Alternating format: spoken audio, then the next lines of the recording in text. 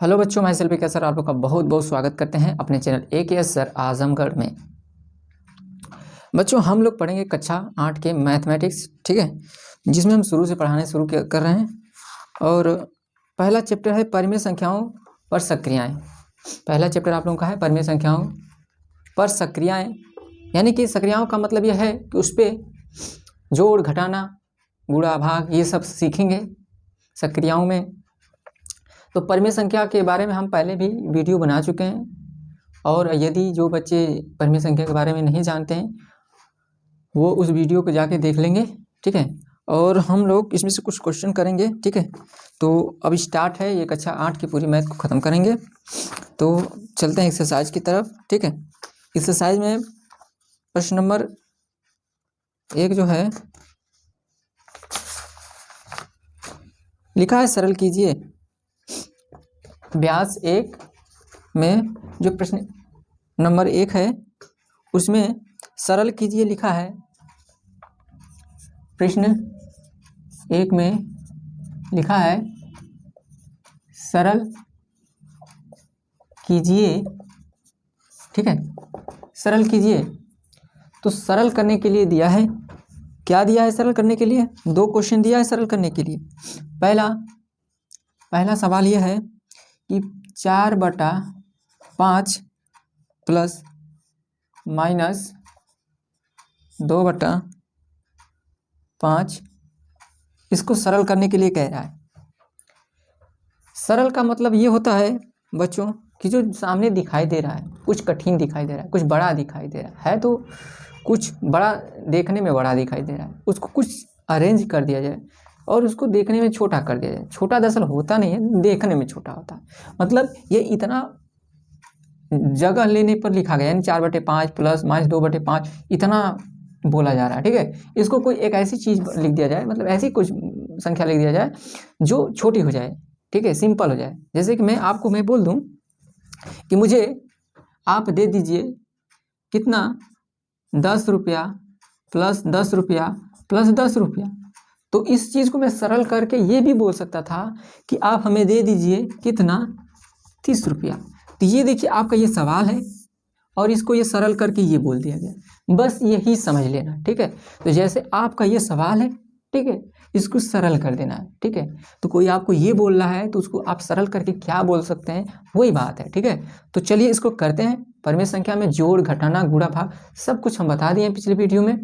इस वीडियो में इसको किया जा रहा है, कैलकुलेट किया जाए, ठीक है ना। तो कैलकुलेशन किया जाए। देखिए पहली बात यहाँ पे आप देखिए कि अगर हम इस कोष्ठक को हटाएंगे, ठीक है, कोष्ठक को अगर हम हटाएंगे तो क्या हो जाएगा, एक कोष्ठक हटेगा तो आप यहाँ पे लिख सकते हैं -2/5, ठीक है।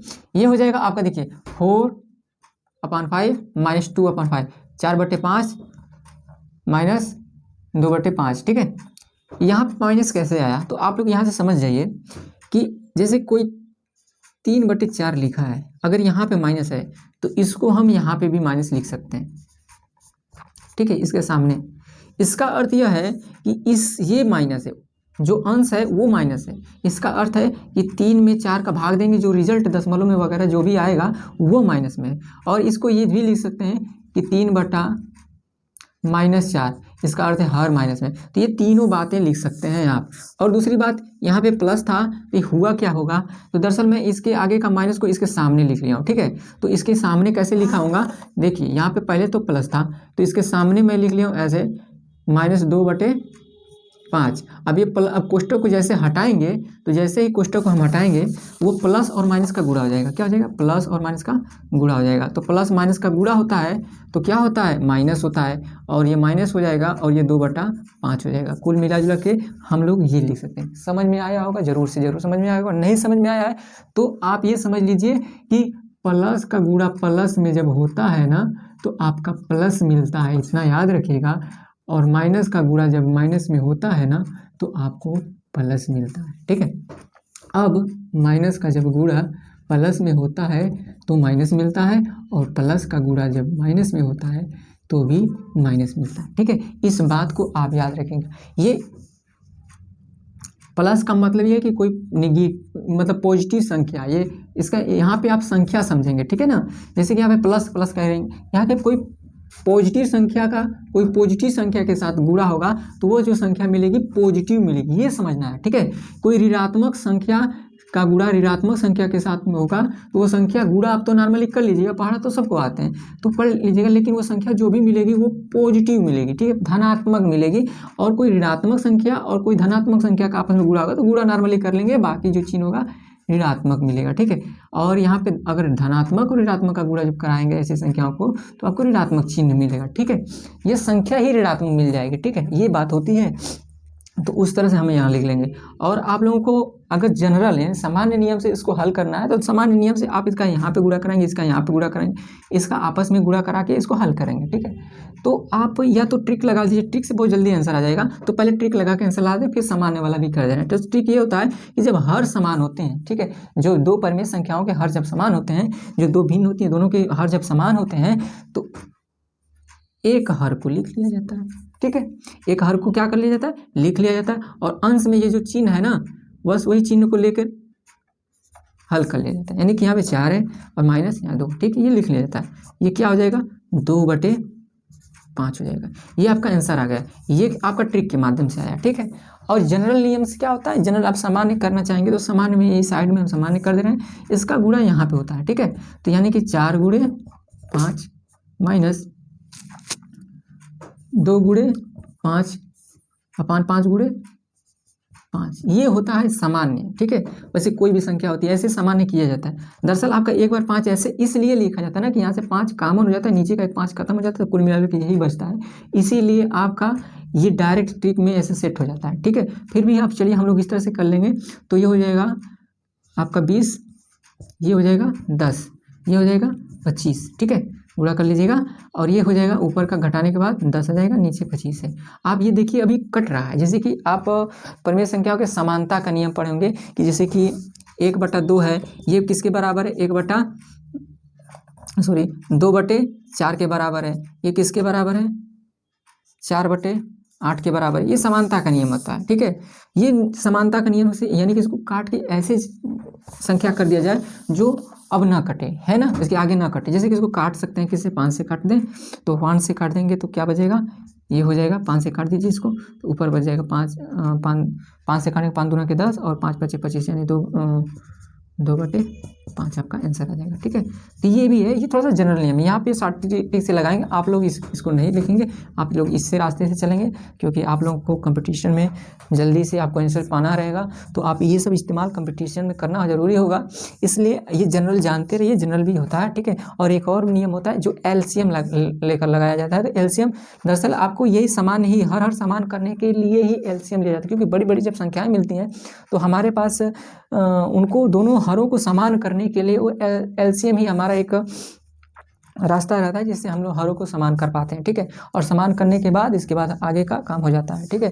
तो ऐसे सब सवाल लगेंगे। ये एक ही सवाल में इतना समय लेकर हम इसलिए बताएं बच्चों कि एक ही सवाल 1000 सवाल के बराबर है, इनफाइनाइट सवाल के बराबर है। एक सवाल अच्छे से आप समझ लिए तो इसका मतलब आप सभी सवाल कर लेंगे, ठीक है।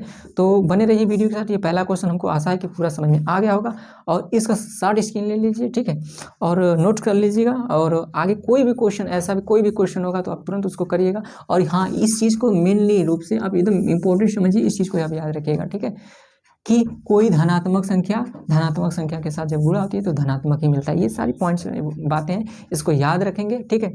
और ये पहला क्वेश्चन था, तो अब चलिए हम थोड़ा सा दूसरा क्वेश्चन को हम लिख दे रहे हैं, और हम ये अपेक्षा करते हैं कि ये क्वेश्चन आप लोग कर सकते हैं, ठीक है।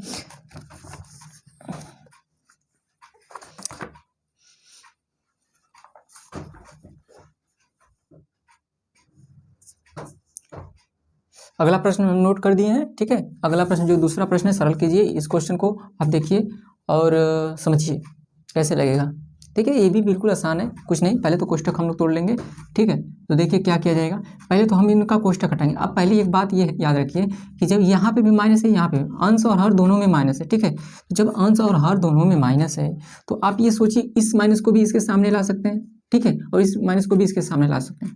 तो जब इस माइनस को इसके सामने ला सकते हैं, इस माइनस को इसके सामने, तो दो माइनस गुणे माइनस यानी कुल मिला जुला के क्या हो जाएगा, पॉजिटिव हो जाएगा, यानी कि ये संख्या यानी माइनस से माइनस ये लोग कहते हैं कट गया, ठीक है, माइनस से माइनस कट गया, जो बोल लीजिए माइनस से माइनस कट गया या माइनस माइनस गुणा होकर आपस में क्या हो गया, प्लस हो जाएगा। यानी ऊपर नीचे अंश हर दोनों में जब माइनस रहता है तो संख्या धनात्मक होती है, ठीक है।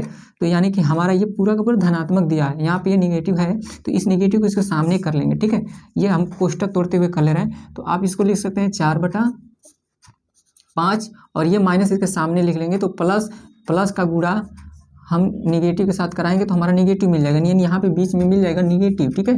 अच्छा, अब ये 2/5 हो जाएगा, क्या हो जाएगा, 2/5 हो जाएगा। अब इसको हल करेंगे क्या मिलेगा, देखिए इसको क्या कर लेंगे, देखिए यहाँ पे हर क्या है, समान है, और अब सीधी सी बात है 4 - 2 और ये 5 क्या आ जाएगा, 2/5। इसका भी आंसर वही आ रहा है, कोई बात नहीं, ठीक है। समझ में आ गया होगा कैसे करना है सवाल, ठीक है, कोई दिक्कत नहीं होगी। ऐसे सभी क्वेश्चन करने। अगले प्रश्न पर चलिए। देखिए अगला प्रश्न जो क्वेश्चन नंबर 2 है, वह क्वेश्चन नंबर 2 में लिखा है संख्या रेखा की सहायता से सरल कीजिए। तो संख्या रेखा की सहायता से इन सवालों को हल करना है। संख्या रेखा पे कैसे हल करते हैं इसके बारे में भी बताएंगे, ठीक है।